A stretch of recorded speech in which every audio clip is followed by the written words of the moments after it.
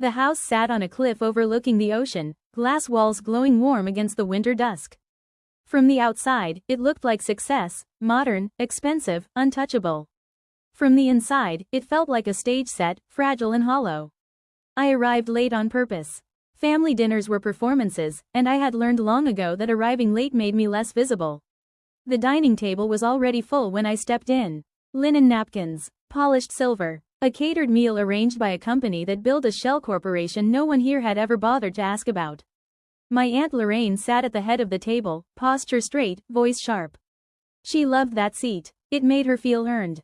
"There she is," my cousin Nathan said, not looking up from his plate. "Still dressing like you shop exclusively at airports." A few laughs. I smiled politely and took the empty chair near the end. No one noticed that the wine they were drinking came from a vineyard I owned. No one noticed because they never looked closely at me. They never had. Lorraine dabbed her lips with a napkin. "Before we eat dessert," she said, "I think we should talk." That sentence always meant blood. "This family," she continued, "has carried certain people for far too long. And frankly, I'm tired of pretending it's generosity instead of dependency." Her eyes flicked toward me. I didn't react. Nathan leaned back. "Some of us actually work for what we have." My mother stared at her plate. My uncle shifted uncomfortably. No one defended me. They never did. Lorraine sighed theatrically. "Maya, sweetheart, you're not a child anymore.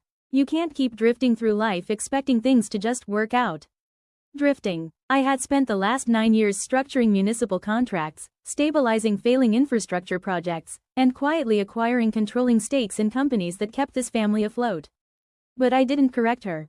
"I think," Lorraine said, "it's time we stop helping you. No more safety net." The table went quiet. I looked up slowly. "You're right," I said. "It's time." Relief washed over her face. She thought she'd won. What Lorraine didn't know, what none of them knew, was that the Calder Group, the consulting firm she bragged about running, was never profitable. Not once. It survived because its largest vendor, a logistics and compliance company called North Shore Systems, kept extending flexible terms. North Shore Systems answered to Axiom Holdings. Axiom Holdings answered to me. They assumed the money came from old government relationships. They never asked who structured them. That night, I went home, not to the apartment they thought I rented, but to a townhouse 2 neighborhoods away, registered under a trust I controlled. I poured tea. Then I opened my laptop. No dramatic phone calls. No threats. No anger. I simply didn't renew the contracts. The first sign came 3 days later. Payroll delay. Lorraine blamed accounting. A week later, a vendor pulled out. Then another. By the end of the month, the Calder Group's credit rating collapsed like a bad lie. Lorraine called me. "Maya," she said sharply, "you've worked with contracts before.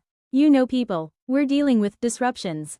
I hummed thoughtfully. "Sounds difficult." "This isn't funny," she snapped.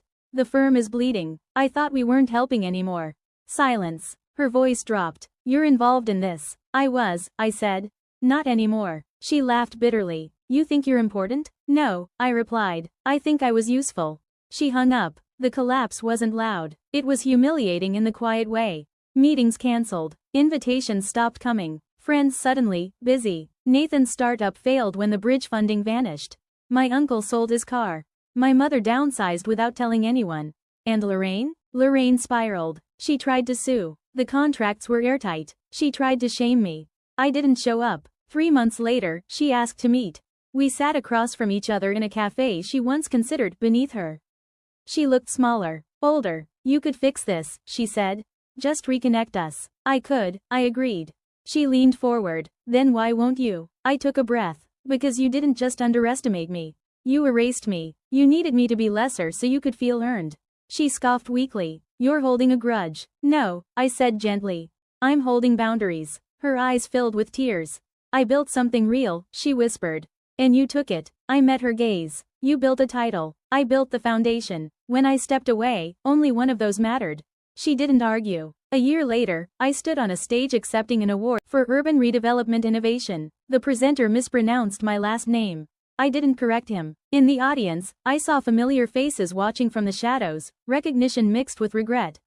I didn't look back, because the victory wasn't in their loss. It was in the silence afterward. In the freedom of no longer paying the price for other people's egos. They used to call me directionless. But as I walked off that stage, I finally understood something. I was never lost. I was just carrying everyone else. And I finally put the weight down.